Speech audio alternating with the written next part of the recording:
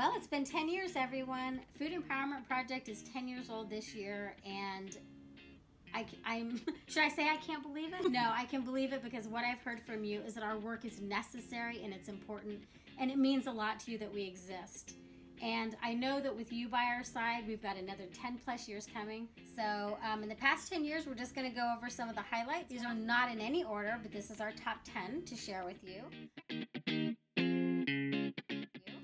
The first is our food chain newsletter. Food chain was created to help people go and stay vegan.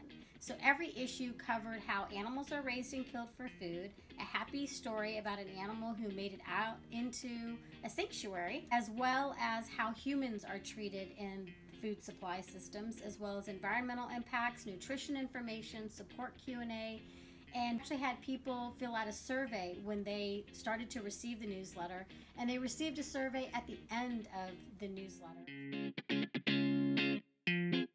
As we launched our first chapter, we have an all-volunteer chapter in Washington State, and we have an incredible team there that has been doing tabling at dozens of events every year. They also organize informational events as well as some fundraisers. And if you live in the state of Washington, it is a spectacular team, vibrant and full of thoughtful, compassionate people that you definitely want to connect with.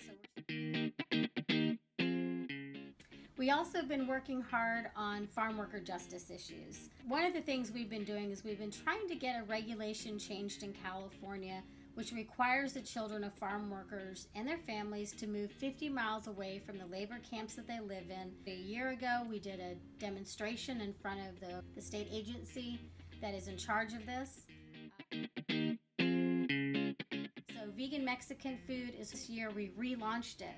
So vegan Mexican food is full of vegan food recipes and translated in English and Spanish. Part of our workout here, we drew attention to a chicken slaughterhouse where we protested every month for a few years, making sure that when people drove by this facility, they did not forget whose lives were being taken. So our work on lack of access to healthy food has been something we've been doing since the beginning when we started our work in Santa Clara County, specifically in San Jose, and we are continuing this work in Vallejo, where we are working with communities about getting better access to healthy foods, but also talking about veganism in a culturally appropriate way. One of the things that many people, you probably know us from, is our work on chocolate and trying to get people not to buy chocolate sourced from the worst forms of child labor, including slavery. And we created a list to help you find chocolate that we feel comfortable recommending. We now have hundreds of companies listed on our list. This list is available in English, Spanish, and in German. For a few years now, we've been doing the school supply drive for the children of farm workers. We've donated over thousands of school supplies, thousands upon thousands of school supplies and backpacks to the children of farm workers.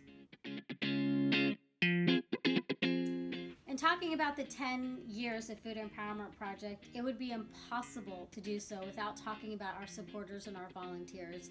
Food Empowerment Project is still run a lot by volunteers. So much of the work that you see that we do, volunteers are the ones doing it. As a staff of 3, there's no way we could do everything we do without a fantastic team of volunteers that we have helping us. In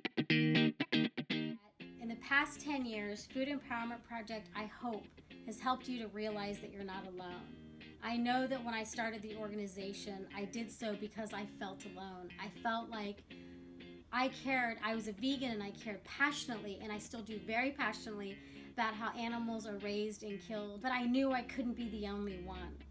And over the past decade, I've heard from so many of you who feel the same way and have learned that you're not alone, that there's nothing wrong with caring about all these issues and understanding how all of these issues are connected. Together, the stronger we are, the more we unite these issues, the more we bring more like-minded people together, we will grow and we will change this unjust system.